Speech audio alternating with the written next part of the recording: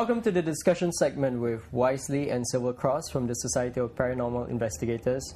Now, if you have a ghost story to share with the SPI, you can always post it on the SPI's forum page on the web address below. All entries stand a chance to win a dry fit t-shirt that says Paranormal Investigator.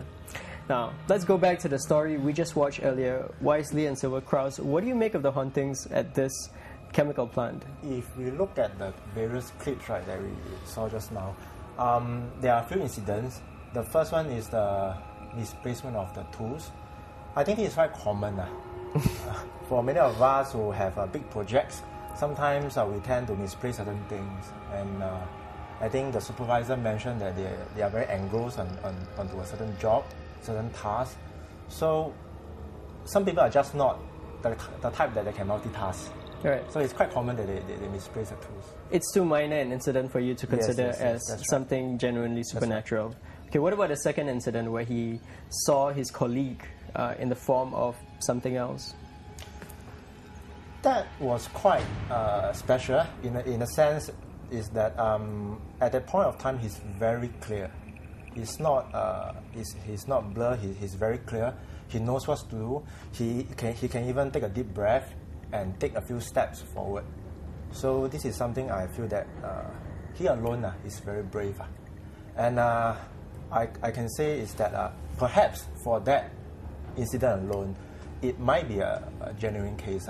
Okay, so if the incident lasts longer than, I don't know, a minute, I'm not entirely sure how long it lasted, but so it could be classified as genuine? It might be, but however, we still cannot come to any conclusion just by his own account alone.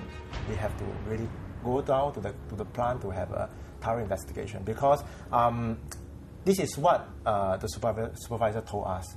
So, is there anything that he didn't mention to us? We still do not know. Like what?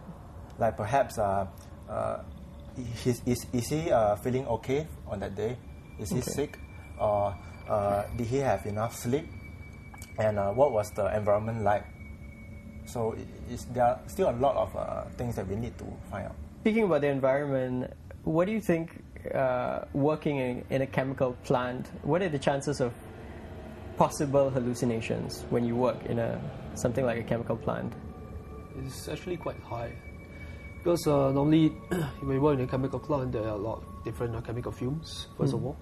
So most of the time as you walk around the plant, you might not even know what you are inhaling. The chemical fumes may actually play a major role in this, in the sense that none of the spirits, or so-called the sightings that they have actually saw, have actually followed them home. Okay. So you're skeptical about this case? Yeah, because there are a lot of variables, first of all. And second of all, we need actually concrete evidence, something you can base your facts on. And concrete evidence, you mean? As in, let's say you have captured it on video, or you have a solid photo evidence. But having said that, I also see that they place Joss urn over there. If you do believe in that, this might actually increase the chances of the sightings. Oh, why is that so? It's like creating a home for them. So it's free for all. So all of them, they will just gather and enjoy the feast. So it's a way to invite them. Although at their point of view is that this might appease the spirits, but at the same time, it's an open invitation for them to come. Okay, so but the opposite seemed to happen when they provided these Joss sticks. They said that the sightings decreased. But the third-party contractor, they still said it, and they even say that there are a few kinds of spirits. Some are omen, some are ancient ladies. So this goes to show that if this is really true, they are getting more and more. This whole thing happened at Jurong Island, which is kind of ulu by our standards, I suppose. What are the odds of something like that happening? Okay, my question is, are ulu places, so to speak, more prone to hauntings?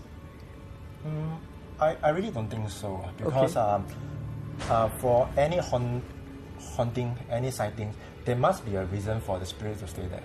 It's not just because that this place is ulu and the spirit decided to, okay, I want to stay here. because nobody comes here. Right. There must be a purpose. For example, we have this theory of residual haunting, right? Whereby there are some murder cases or some people die of a violent death, some very strong reason, vengeance or whatever reason, grievances, then they will stay. If not, it's not just because of it's Ulu, nobody goes there, and this place is haunted. No, that's not the case. In those Ulu places, so to speak, normally, as humans, your mind will tend to wander a bit more.